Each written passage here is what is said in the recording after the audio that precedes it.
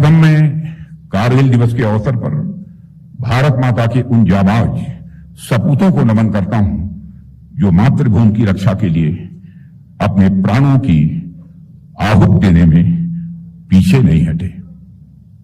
मैं ऑपरेशन लिए की सफलता के 26 वर्ष पूरे होने पर समस्त देशवासियों को भी हार्दिक बधाई देता हूं।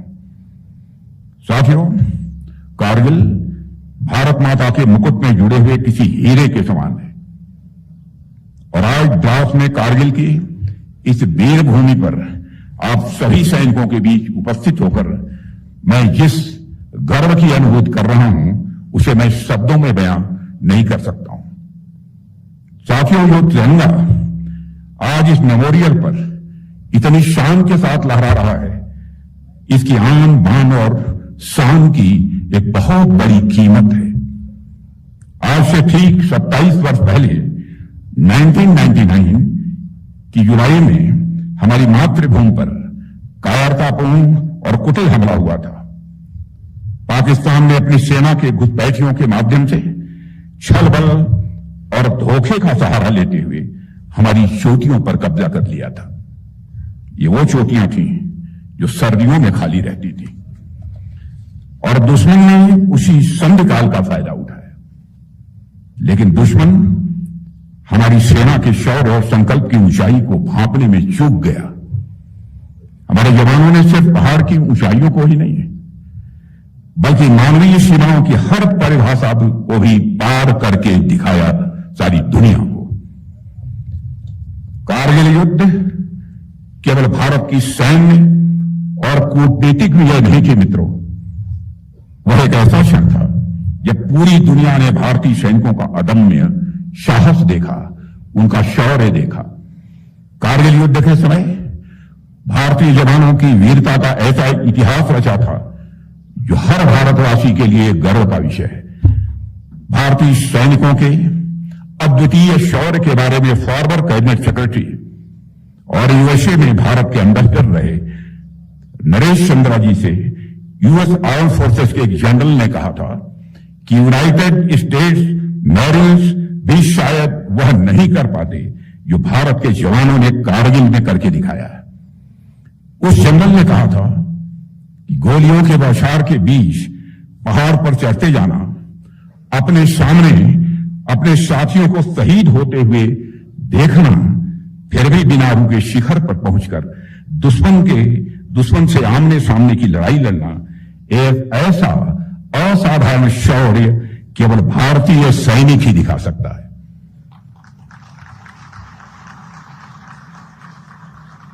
उस अमेरिकी जनरल ने आगे कहा था कि कोई आम आदमी समझ भी नहीं सकता है कि कारगिल में भारतीय जवानों ने क्या कर दिखाया था।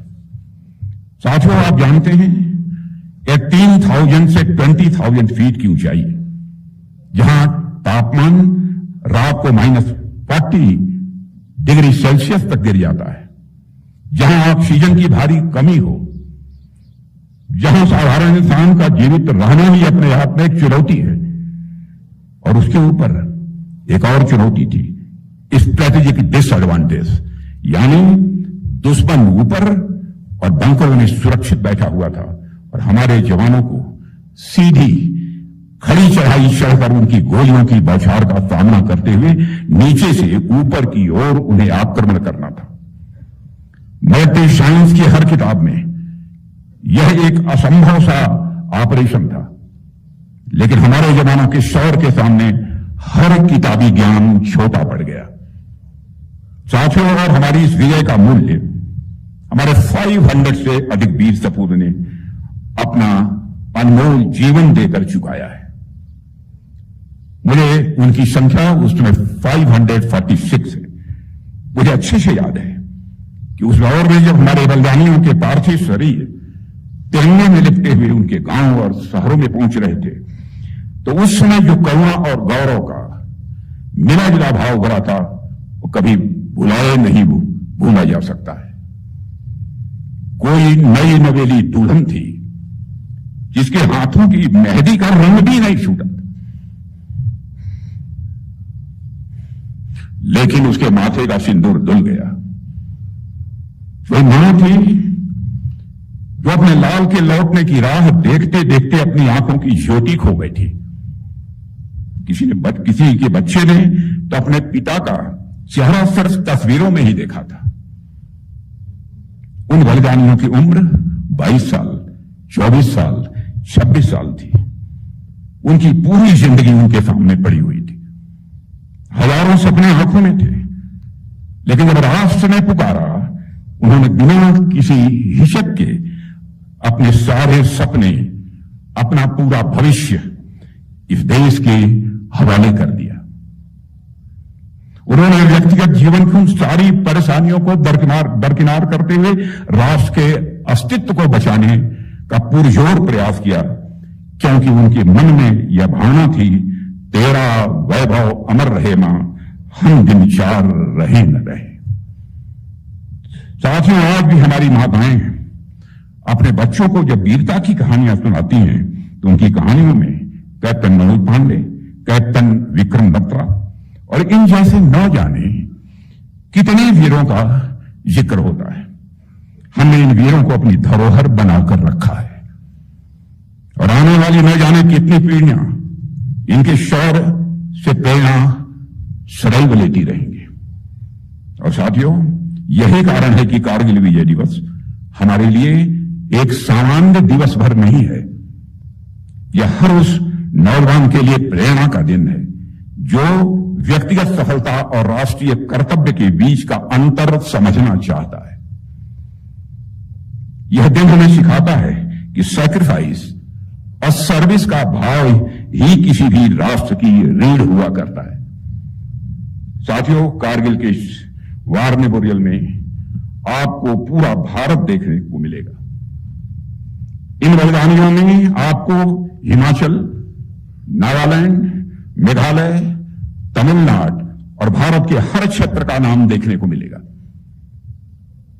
इनमें आपको मंदिर जाने वालों का नाम देखने को मिलेगा, यहां मस्जिद जाने वालों का नाम आपको देखने को मिलेगा, वहीं गुरुद्वारे और गिरजाघरों में जाने वालों का नाम भी यहां आपको देखने को मिलेगा। साथियों, इन तमाम विविधताओं के बावजूद इन बलिदानियों का खून एक ही रंग का है और यह खून इसी एक मिट्टी में गिरा है।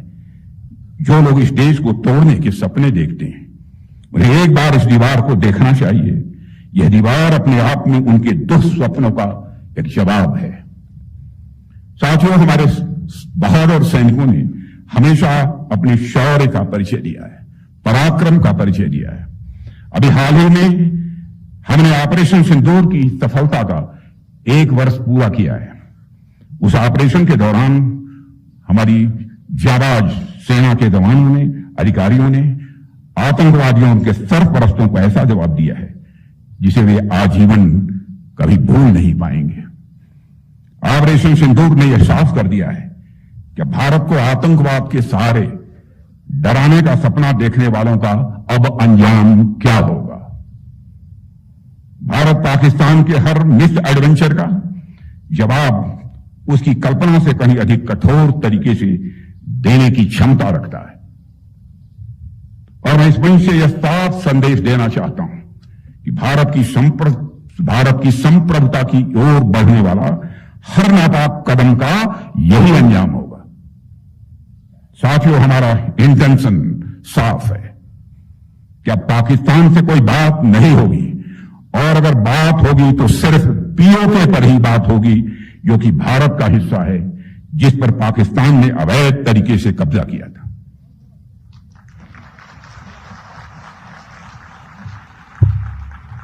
साथियों, पाकिस्तान ने इस समय आतंकवाद को अपनी सरकारी नीति का एक हिस्सा बना लिया है और वहां पर मिलिट्री और मिलिटेंट्स के बीच का फर्क पूरी तरह से समाप्त हो चुका है।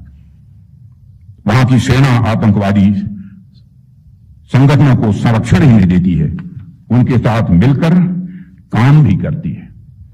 इसलिए हमें ऑपरेशन सिंदूर के समय ही यह साफ कर दिया है कि भारत अब आतंकियों और उनका पोषण करने वाली सरकारों को अलग अलग करके नहीं देखेगा। साथियों, कारगिल युद्ध को बीते हुए लगभग 27 साल गुजर गए और इन वर्षों में आज भारत और पाकिस्तान के रास्ते साफ साफ अलग दिख रहे हैं। आज भारत इनोवेशन के रास्ते खोज रहा है तो पाकिस्तान इन्फिल्ट्रेशन के नए रास्ते खोज रहा है। भारत शिप डिजाइन कर रहा है तो पाकिस्तान टेरर डिजाइन में लगा हुआ है। भारत स्टार्टअप इकोसिस्टम खड़ा कर रहा है तो पाकिस्तान टेरर इकोसिस्टम खड़ा कर रहा है। भारत सेमीकंडक्टर्स बना रहा है तो पाकिस्तान सुसाइड बॉम्बर्स तैयार कर रहा है। भारत स्पेस मिशंस के लिए जाना जा रहा है तो पाकिस्तान प्रॉक्सी मिशंस चला रहा है। भारत अंतरिक्ष में सैटेलाइट्स भेज रहा है तो पाकिस्तान आज भी आतंकवादियों को सीमाओं के पार भेजने में लगा हुआ है।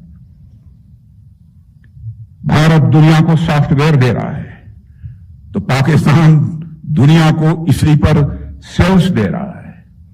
भारत डाटा सेंटर्स बना रहा है तो पाकिस्तान रेडिकल सेंटर्स बना रहा है।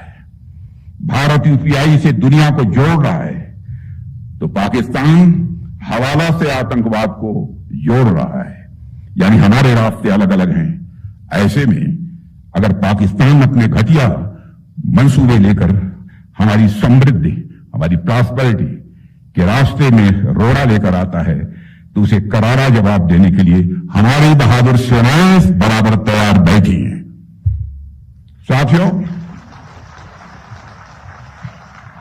साथियों, आजकल आप देख रहे होंगे दुनिया के अनेक क्षेत्रों में इस समय कॉन्फ्लिक्ट्स चल रहे हैं। कई जगहों पर कई वर्षों से युद्ध चल रहा है।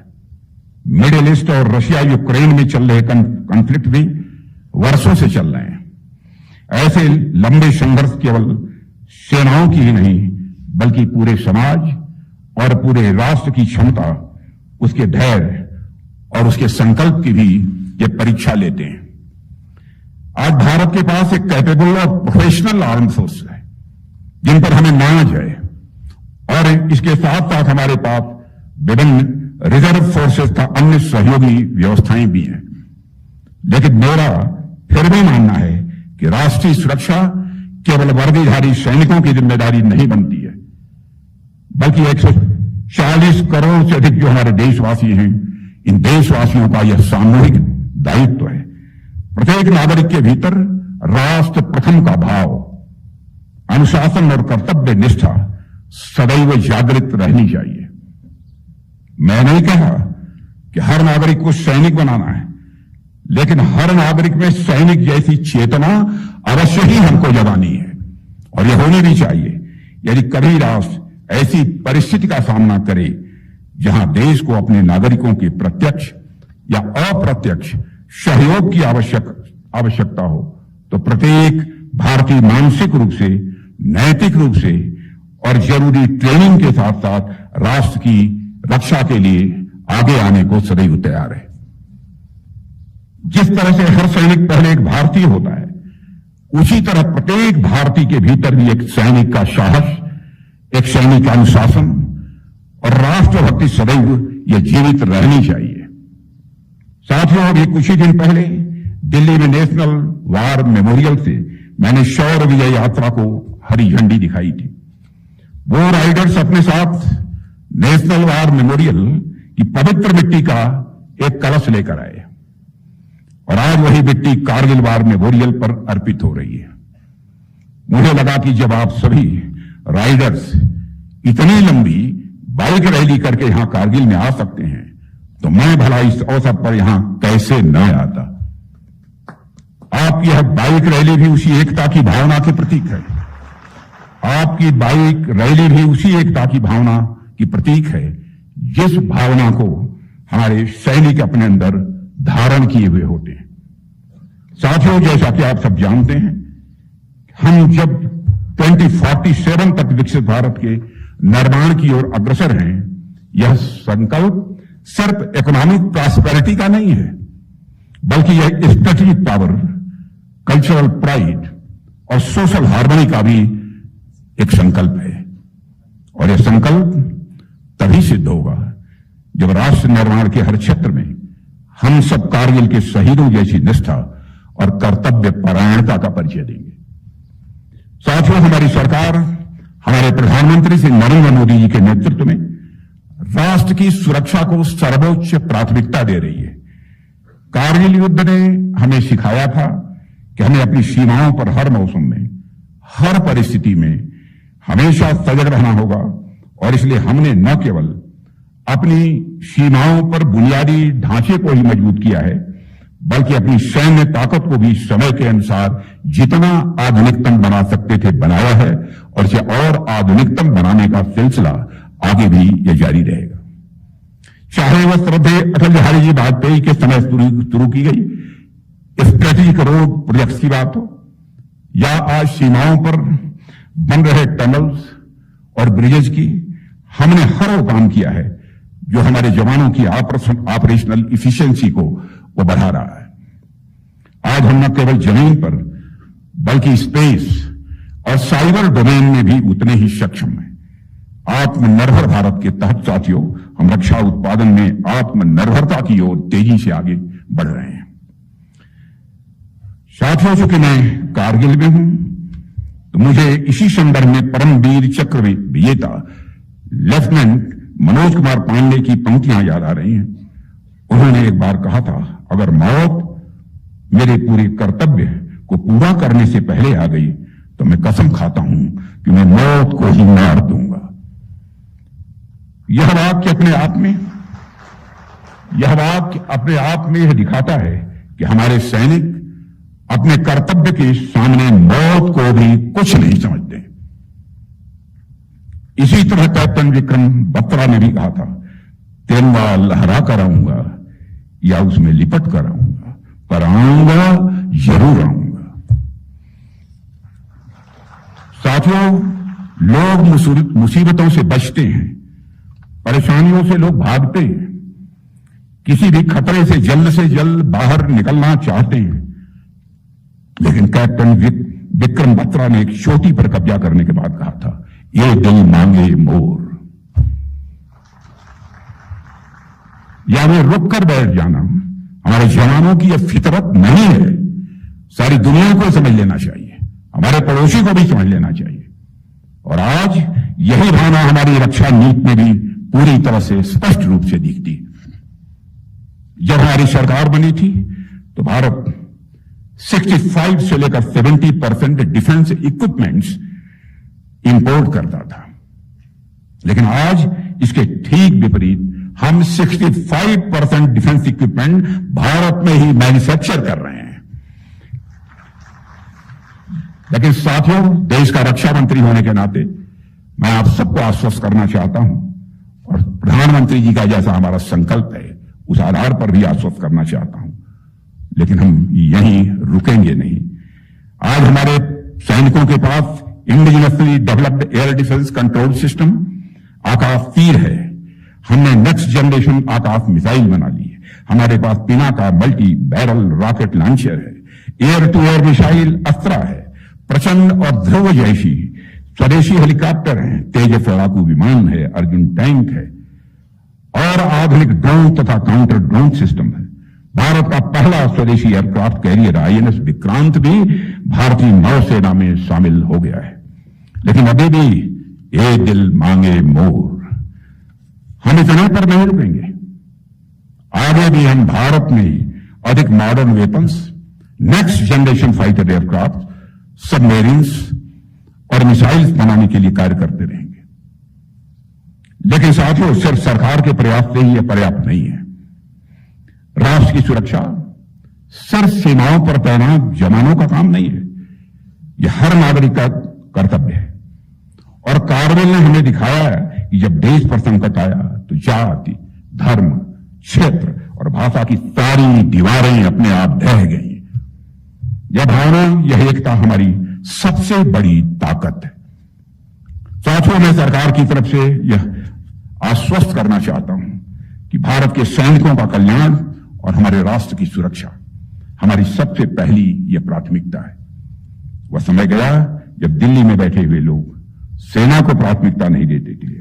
आज दिल्ली में भी वैसे लोग बैठे हुए हैं जो भारत की सुरक्षा के लिए सेना को घर में घुसकर मारने की भी खुली छूट दे देते।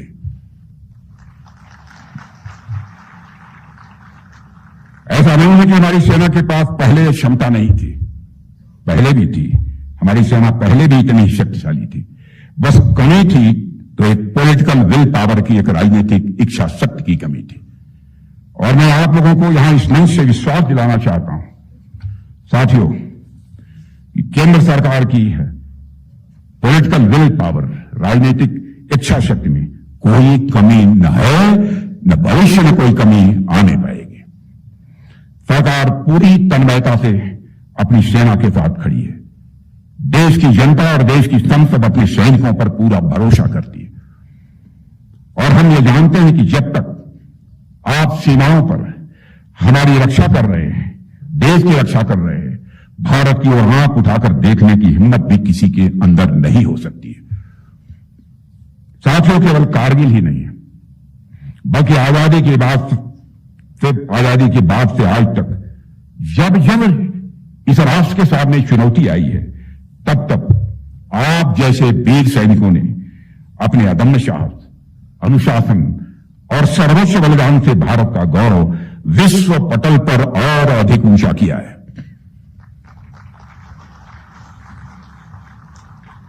और मुझे पूरा विश्वास है कि आप सभी आगे भी इसी समर्पण, निष्ठा और पराक्रम के साथ मातृभूमि की सीमाओं की रक्षा करते रहेंगे।